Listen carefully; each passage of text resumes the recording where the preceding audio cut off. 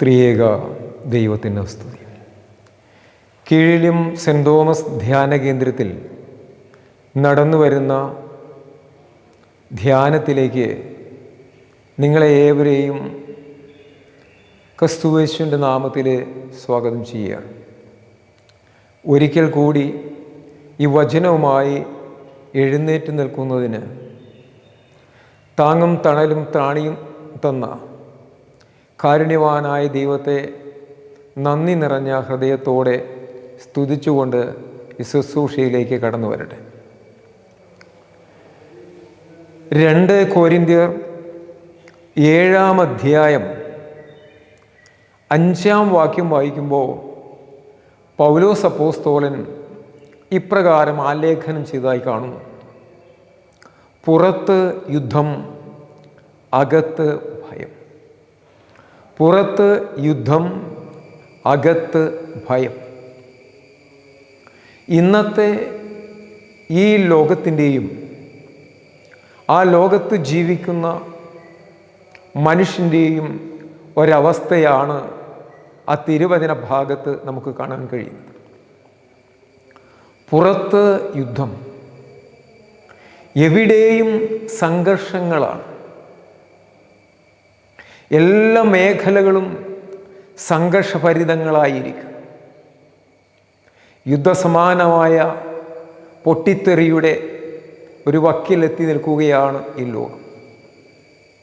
എന്നാൽ ഈ ഭൂമിയിൽ അധിവസിക്കുന്ന മനുഷ്യൻ്റെ ആന്തരിക സൗഖ്യം നഷ്ടപ്പെട്ട് നാളെ എന്തെന്നറിയാതെ ഭയപ്പാടിൻ്റെ അവസ്ഥയിലാണ് അനേകർ ഇന്ന് ജീവിക്കുന്നത്. ഇതുകൊണ്ട് മനുഷ്യൻ്റെ ആനന്ദവും സന്തോഷവും സമാധാനവും നഷ്ടപ്പെട്ടിരിക്കും. എന്നാത്മാവിലെ ചൂടും നെടുവീർപ്പുകൾ എല്ലാം ആനന്ദമായെന്നും മാറ്റുന്നവൻ. എവിടെയോ പാടിക്കേട്ട വരികളാണിത്. എൻ്റെ ആത്മാവിന്, എൻ്റെ ജീവിതത്തിന് ആനന്ദവും സന്തോഷവും ഉല്ലാസവും പ്രദാനം ചെയ്യുന്നവനാണ് എൻ്റെ ദൈവം.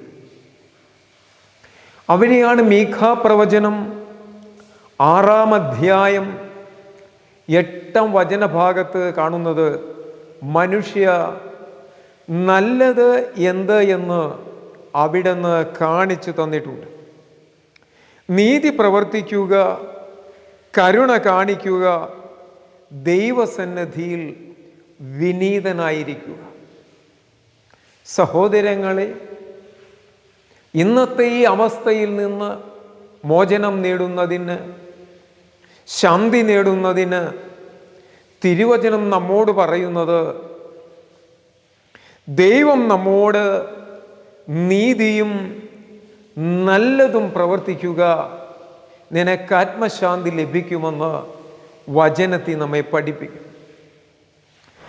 നമുക്ക് ആനന്ദമുണ്ടോ, ഉല്ലാസമുണ്ടോ, നാം സൗഭാഗ്യവാനാണോ, നാം ഒരു സൗഭാഗ്യവതിയാണോ എന്നറിയണമെങ്കിൽ റോമാലേഖനം 12-ാം അധ്യായം 15-ാം വാക്യം വായിക്കുമ്പോൾ അതിന് ഉത്തരം തരും. ആ ഭാഗത്ത് പൗലോസ് അപ്പോസ്തലൻ റോമാക്കാരോട് പറയുന്നത്, സന്തോഷിക്കുന്നവരോടുകൂടെ സന്തോഷിക്കുകയും കരയുന്നവരോടുകൂടെ കരയുകയും ചെയ്യുവീനെന്ന്. സന്തോഷിക്കുന്നവരോട് കൂടെ സന്തോഷിക്കുകയും വിലപിക്കുന്നവരോട് കൂടെ വിലപിക്കുകയും ചെയ്യുവീൻ. ഈ ഒരവസ്ഥ നമ്മളിൽ സംജാതമാകണമെങ്കിൽ, ഈ ഒരു അവസ്ഥ നമ്മളിൽ ഉണ്ടാകണമെങ്കിൽ, സഹോദരങ്ങളെ, സ്നേഹം, കരുണ, ദയ, വിധേയത്വം, ആദ്യത, ഇന്ദ്രിയജയം, വിനയം ഇത്യാദി ഗുണങ്ങളൊക്കെ നമ്മുടെ ജീവിതത്തിൽ കടന്നു വരണം. ആ ഒരവസ്ഥയിൽ മാത്രമേ അസൂയയും പകയും വിദ്വേഷവും പിണക്കവും വിഭാഗീയ ചിന്തയെല്ലാം നമ്മുടെ മനസ്സിൽ നിന്നും മാറിയാൽ മാത്രമേ സന്തോഷിക്കുന്നവരോടുകൂടെ സന്തോഷിക്കാൻ നമുക്ക് കഴിയും. ഒരുവൻ്റെ നേട്ടത്തിൽ, ഒരുവൻ്റെ ഉന്നതിയിൽ സന്തോഷിക്കുക എന്ന മാനസിക അവസ്ഥ ഉണ്ടാകണമെങ്കിൽ മനുഷ്യൻ്റെ ലോകപ്രകാരമായ ചിന്തകൾ ഒഴിവാകണം. കരയുന്നവരോടൊപ്പം വിലപിക്കുന്നതിന് നമുക്ക് കഴിയണമെങ്കിൽ ആ മാനസിക അവസ്ഥ, അവനോടുള്ള സഹാനുഭൂതി നമ്മുടെ മനസ്സിൽ വന്നേ പറ്റൂ. ഈ ഒരവസ്ഥ നമ്മുടെ മനസ്സിൽ സംജാതമാകുമ്പോൾ നമ്മൾക്ക് ആന്തരിക സൗഖ്യമുള്ളവനാണെന്ന് പറയാം. അവൻ ആനന്ദവും സന്തോഷവും സമാധാനവും അനുഭവിക്കുന്നവനാണെന്ന് പറയാം.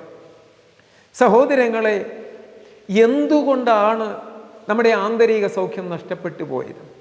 എന്തുകൊണ്ടാണ് നമ്മുടെ സമാധാനം നഷ്ടപ്പെട്ടു പോയത്?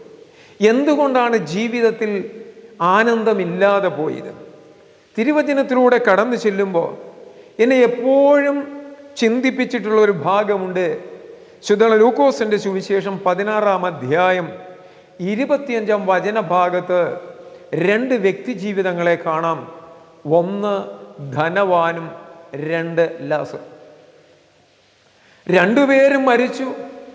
എന്നാൽ ധനവാൻ നിത്യദണ്ഡനത്തിലേക്കും, എന്നാൽ ലാസർ സൗഭാഗ്യങ്ങളുടെ ലോകത്തേക്കും എടുക്കപ്പെട്ടതായി നമുക്ക് കാണാം. ഞാൻ എപ്പോഴും ചിന്തിക്കാറുണ്ട്, ഈ ധനവാൻ എന്ത് തെറ്റാണ് ചെയ്തത്? നമുക്ക് തിരുവചനം വായിക്കുമ്പോൾ അവൻ നല്ല ഭക്ഷണം കഴിച്ചു, നല്ല വസ്ത്രങ്ങൾ ധരിച്ചു, മോടിയോടെ ജീവിച്ചു, ആർഭാടത്തോടെ ജീവിച്ചു എന്ന കാണുന്നത്. എന്നാൽ അവൻ്റെ പടിവാതിൽക്കൽ കിടക്കുന്ന ആ ലാസർ അവൻ്റെ മേശയിൽ നിന്ന് വീഴുന്ന നുറുക്കുകൾ, ഭക്ഷണങ്ങൾ ഭക്ഷിച്ചു കഴിഞ്ഞു. അവൻ്റെ ദേഹത്ത് ചൊറികളും മറ്റു വ്രണങ്ങളും വന്ന് നാറ്റം വമിക്കുന്ന ഒരവസ്ഥ. അദ്ദേഹത്തെ അവിടെ യാതൊരു പരിഭവമോ പിണക്കമോ ഈ ധനവാന്റെ ഭാഗത്ത് നിന്ന് നമുക്ക് കാണാൻ കഴിയുന്നില്ല. എന്നാൽ എന്തുകൊണ്ടാണ് മരണശേഷം ഈ ഒരവസ്ഥയിലേക്ക് 2 പേരും പോയത്? ധനവാൻ എന്തുകൊണ്ടാണ് ഈ അവസ്ഥയിലേക്ക് പോയത്? അവിടെയാണ് ശുദ്ധമുള്ള യാക്കോബിന്റെ ലേഖനം 4-ാം അധ്യായം 17-ാം വചനഭാഗം നമുക്ക് ഉത്തരം തരുന്നത്. നന്മ ചെയ്യുവാൻ അറിഞ്ഞിട്ട് ചെയ്യാത്തത് പാപം തന്നെ. നന്മ ചെയ്യുവാൻ അറിഞ്ഞിട്ട് നന്മ ചെയ്യാത്തത് പാപം തന്നെ. ധനവാന്റെ പാപവും ധനവാന്റെ തെറ്റും അതായിരുന്നു. നന്മ ചെയ്യണമെന്നറിഞ്ഞിട്ട് അത് ചെയ്തില്ല എന്ന്. സഹോദരങ്ങളെ, നമ്മുടെ ജീവിതത്തിൽ ഉല്ലാസം നഷ്ടപ്പെട്ടു പോയെങ്കിൽ, സന്തോഷം നഷ്ടപ്പെട്ടു പോയെങ്കിൽ, നമ്മുടെ ജീവിതത്തിൽ സമാധാനമില്ലെങ്കിൽ, നമ്മുടെ ആന്തരിക സൗഖ്യം നഷ്ടപ്പെട്ടു പോയിട്ടുണ്ടെങ്കിൽ അതിന് കാരണവും നന്മ പ്രവർത്തിക്കാത്തതാണ്. നമ്മുടെ ആനന്ദം നമ്മുടെ ജീവിതത്തിൽ ഉണ്ടാക്കുന്നത് നമ്മുടെ ജീവിതത്തിൽ പ്രവർത്തിക്കുന്ന 4 ഹോർമോണുകളാണ്. അതിനെ വിളിക്കുന്നത് ഹാപ്പി ഹോർമോൺസ്. അതിലൊന്ന് സിരട്ടോണിൻ, 2 ഡോപ്പമിൻ, 3 ഓക്സിറ്റോസിൻ, 4 എൻഡോർഫിൻ. ഈ ഹോർമോണുകൾ ഉത്തേജിക്കപ്പെടാത്തതാണ് നമ്മുടെ ആനന്ദമില്ലായ്മയ്ക്ക്, ആന്തരിക സൗഖ്യമില്ലായ്മയ്ക്ക് കാരണം. സഹോദരങ്ങളെ, ഇവിടെ നാം ആത്മീയ രോഗം ബാധിച്ചവരാണ്. ഈ ആത്മീയ രോഗമെന്ന് പറയുമ്പോൾ നമ്മുടെ ആന്തരിക സൗഖ്യം നഷ്ടപ്പെട്ടു പോയി. ഇവിടെ നാം ഒരു രോഗിയാണ്. രോഗികൾക്കാണ് വൈദ്യനെ കൊണ്ട് ആവശ്യമുള്ളത്. അതാ ശുദ്ധ മത്തായിയുടെ സുവിശേഷം 9-ാം അധ്യായം 12-ാം വാക്യം പറയുന്നു, ആരോഗ്യമുള്ളവർക്കല്ല വൈദ്യനെ കൊണ്ട് ആവശ്യം, രോഗികൾക്കത്രേ എന്ന് വായിക്കാം.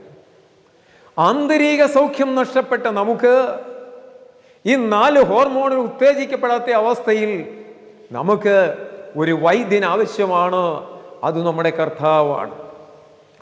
ആശ്വാസത്തിൻ ഉറവിടമാം ക്രിസ്തു നിന്നെ വിളിച്ചിടുന്നു, നിന്നെ വിളിച്ചിടുന്നു. ആശ്വാസമില്ല കലയുന്നോരേ, അധ്വാന ഭാരത്താൽ അലയുന്നോരേ, ആണിപ്പാടുള്ളൊര കരങ്ങൾ നീട്ടി നിന്നെ വിളിച്ചിടുന്നു.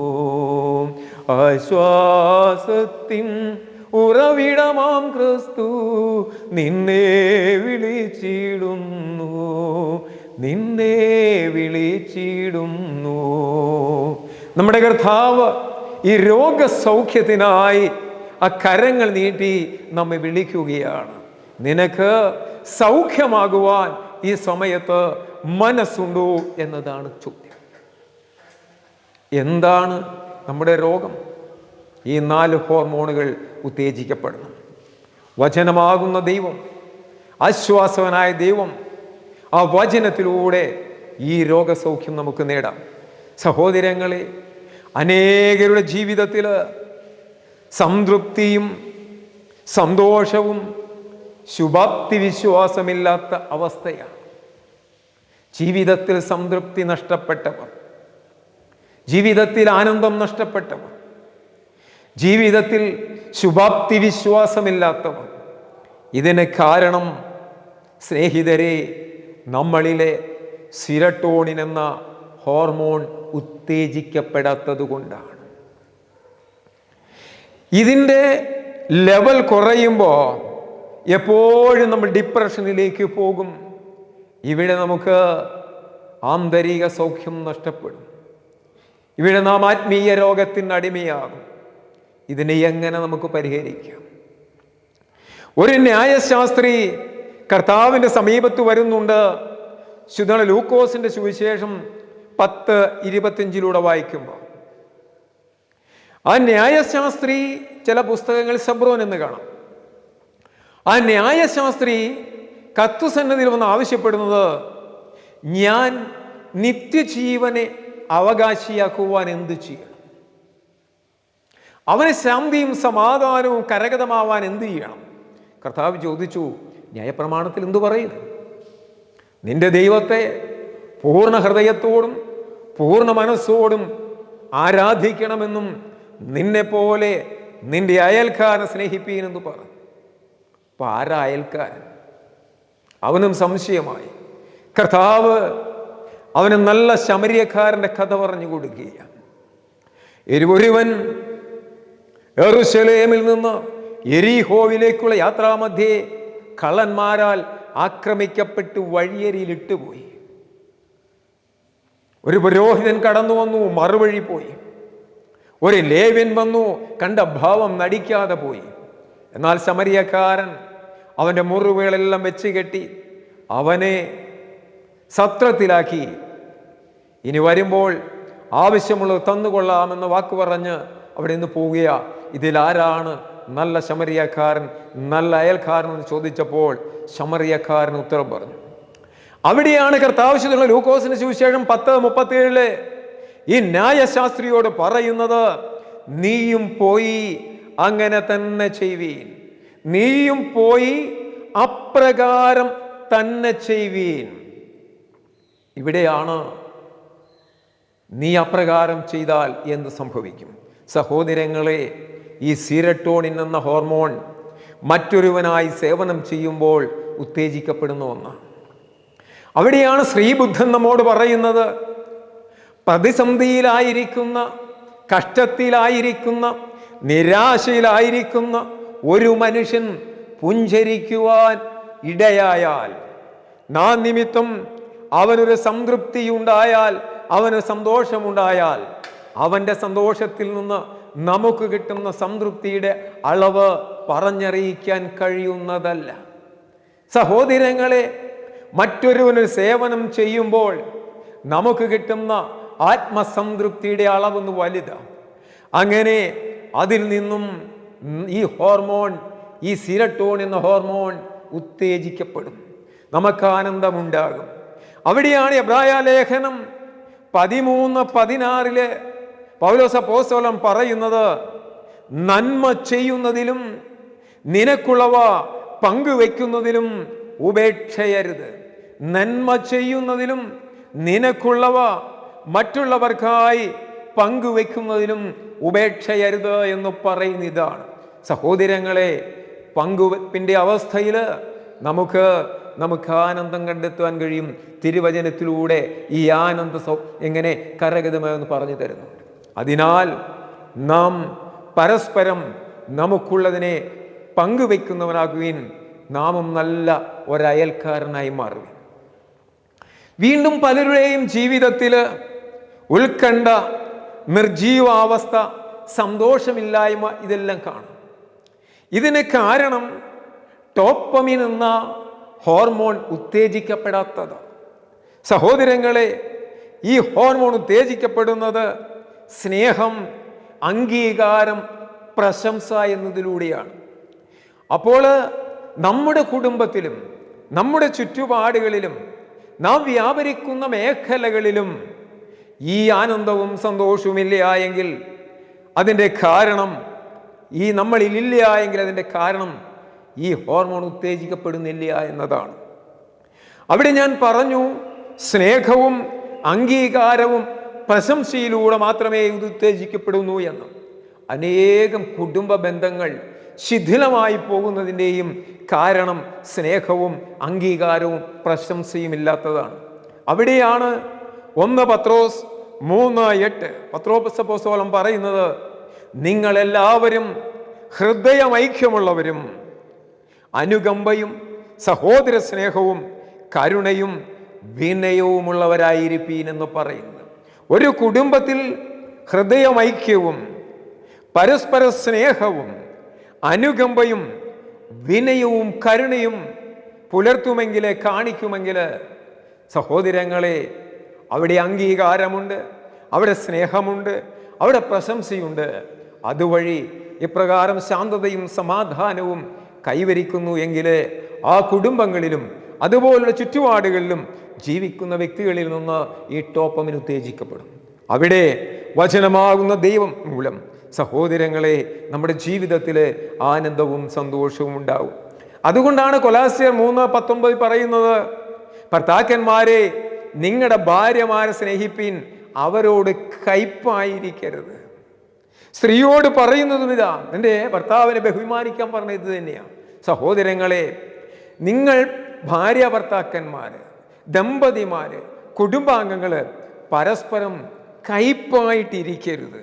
പരസ്പരം സ്നേഹിക്കുകയും പരസ്പരം കൈക്കൊള്ളുകയും പരസ്പരം വിധേയത്വവും വിനയത്വവും പാപിക്കുകയും ചെയ്യുവീൻ. അങ്ങനെ ഹൃദയമൈക്യമുള്ളവരാകുമ്പോൾ, അനുകമ്പയുള്ളവരാകുമ്പോൾ, സഹോദര സ്നേഹമുള്ളവരാകുമ്പോൾ, കരുണയുള്ളവരാകുമ്പോൾ, വിനയമുള്ളവരാകുമ്പോൾ, സഹോദരങ്ങളെ, കുടുംബത്തിൽ സ്നേഹവും അംഗീകാരവും പ്രശംസയും ഉണ്ടാവും. ഇവിടെ നമുക്ക് ആന്തരിക സൗഖ്യം കണ്ടെത്തുവാൻ കഴിയും, ഡോപ്പമിൻ എന്ന ഹോർമോൺ ഉത്തേജിക്കപ്പെടുന്നതോടെ. അതുകൊണ്ട് നാം നമ്മുടെ ജീവിതത്തിൽ ഒരിക്കലും കയ്പായിരിക്കരുത്. അതുപോലെ തന്നെ മക്കളെ വളർത്തുമ്പോൾ മക്കളോട് നാം കയ്പായിരിക്കരുത്.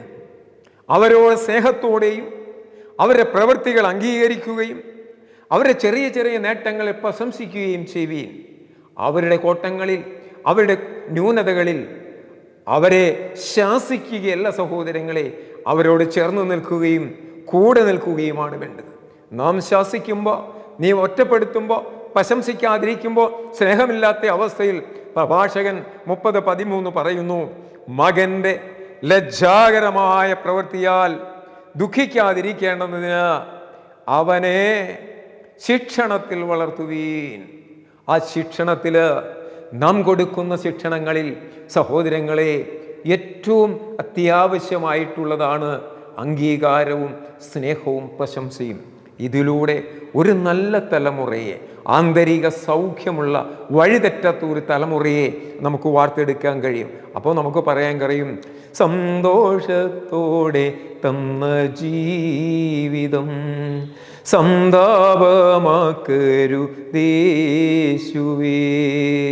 സന്തോഷത്തോടെന്നും വാഴുവാൻ സ്നേഹമായി എന്നിൽ നീ വാഴുക. എന്നാലേ ഓരോരുത്തരുടെയും ജീവിതത്തിൽ ഓരോ വ്യക്തികളിലുമുള്ളതാണ് ഓക്സിറ്റോസിൻ എന്ന ഹോർമോൺ. ഇതിനെ നാം വിളിക്കുന്നത് ലവ് ഡ്രഗ്സ്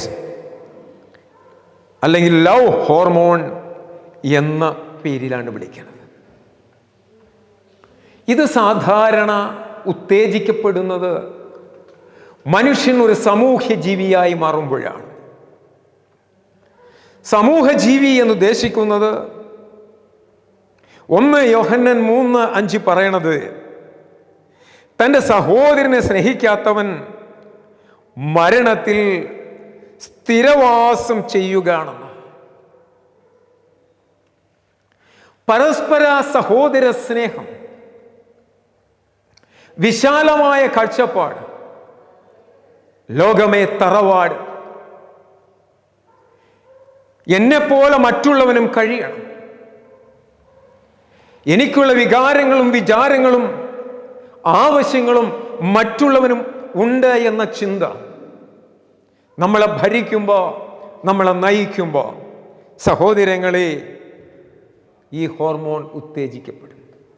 അതായത് അയൽക്കാരനുള്ള ഒരു വഴി നശിപ്പിക്കുമ്പോൾ, അയൽക്കാരന് കൊടുക്കേണ്ടുന്ന കരണ്ട് തടഞ്ഞു വെക്കുമ്പോൾ, അയൽക്കാരൻ വെള്ളം ഉപയോഗിക്കുന്ന തോട് നശിപ്പിക്കുമ്പോൾ,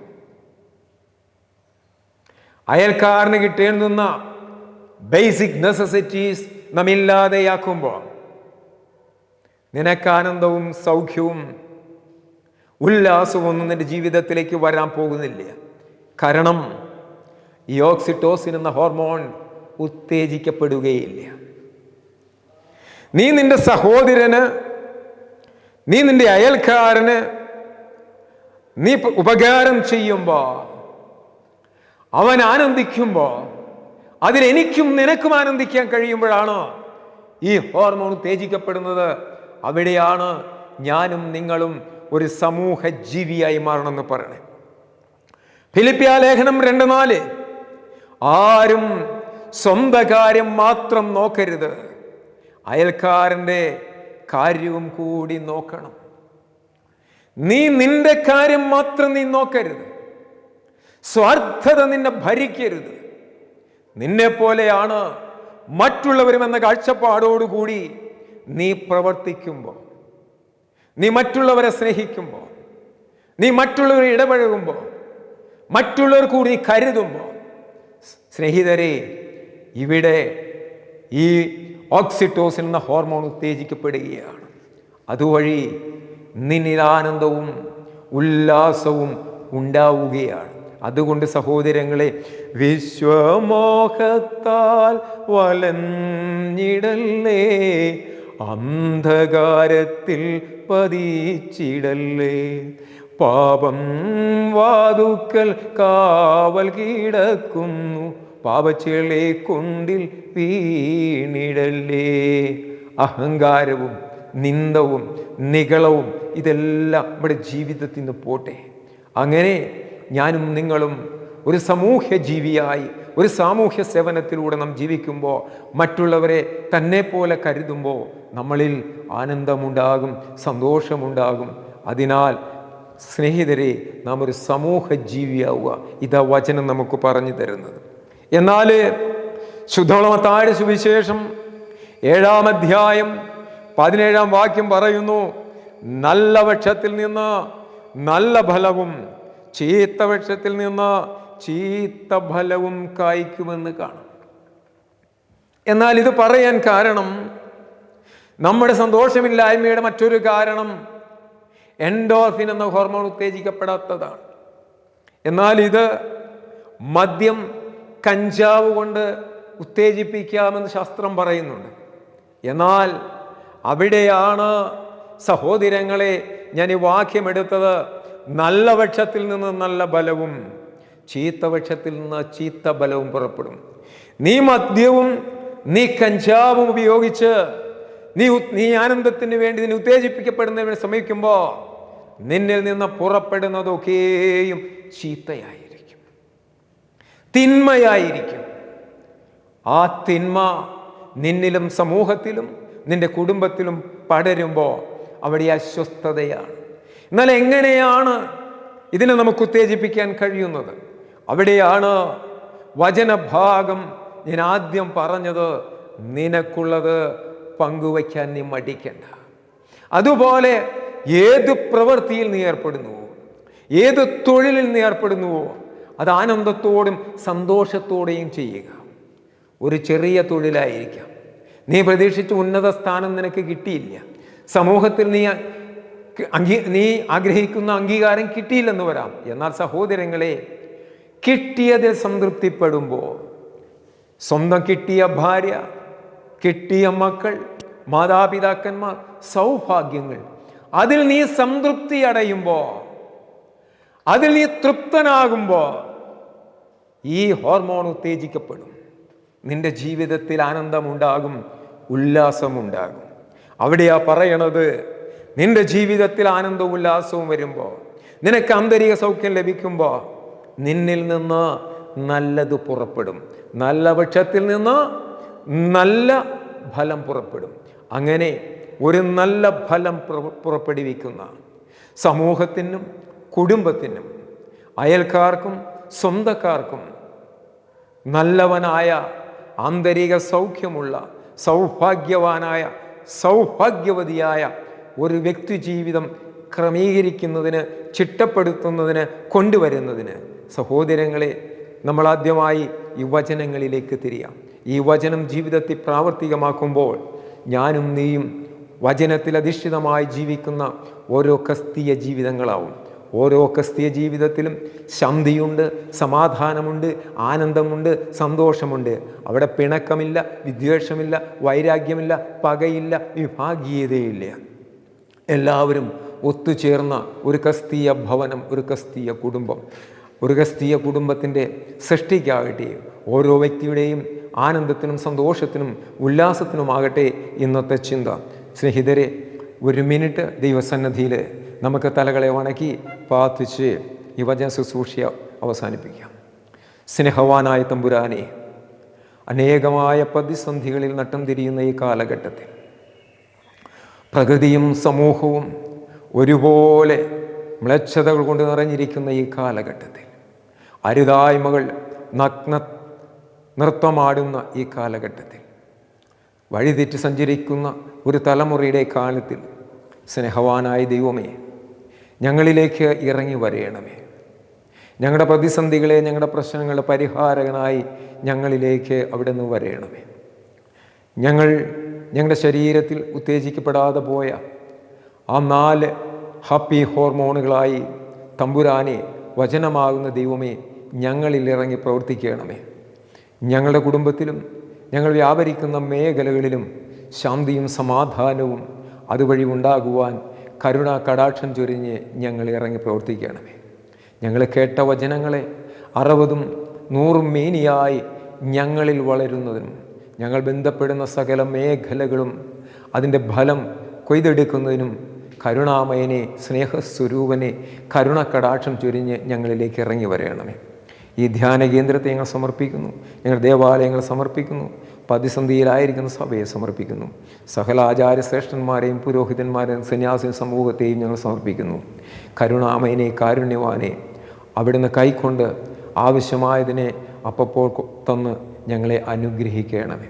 ഞങ്ങളുടെ ഭവനങ്ങളെ, രോഗാവസ്ഥയിലായിരിക്കുന്നവർ, പ്രതിസന്ധിയിലായിരിക്കുന്ന മാതാപിതാക്കന്മാർ, വാർദ്ധക്യത്തിലായിരിക്കുന്ന മാതാപിതാക്കൾ, പഠിക്കുന്ന കുഞ്ഞുങ്ങൾ, എല്ലാവരെയും അവിടുന്ന് കാത്തു പരിപാലിക്കണേ. ഞങ്ങൾക്കുള്ള സകലത്തിനെയും അവിടുന്ന് കാത്തു പരിപാലിച്ച് അനുഗ്രഹിക്കണമേ.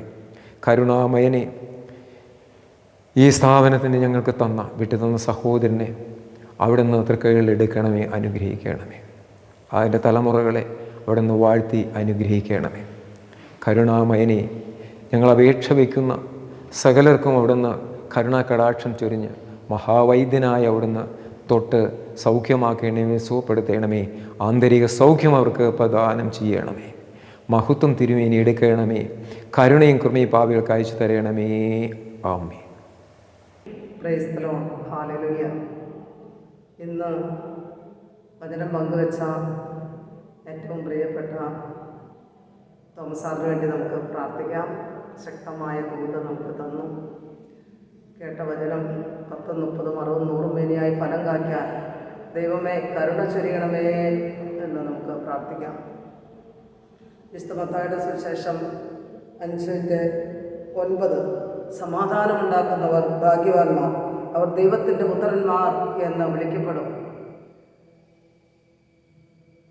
സമാധാനമുള്ള ഭവനങ്ങളായി, സമാധാനമുള്ള വ്യക്തികളായി, ദമ്പതികളായി ജീവിക്കുവാൻ ഇന്നത്തെ വചന കേൾവി ദൈവം അനുഗ്രഹിക്കട്ടെ എന്ന് വീണ്ടും പ്രാർത്ഥിക്കുകയാണ്. ദൈവമക്കളെ, ഇന്നത്തെ തിരുവചനാഗ്നി ധ്യാനം സ്പോൺസർ ചെയ്തിരിക്കുന്നത് എൽദോ റോഷൻ, എൽദോയുടെ പ്രിയ പത്നി നിത. അവർ ഓസ്ട്രേലിയയിൽ ജോലി ചെയ്യുകയാണ്. ആ മക്കൾ കോൺട്രാക്ട് ബേസിലാണ് ഇപ്പോൾ ജോലി ചെയ്തുകൊണ്ടിരിക്കുന്നത്.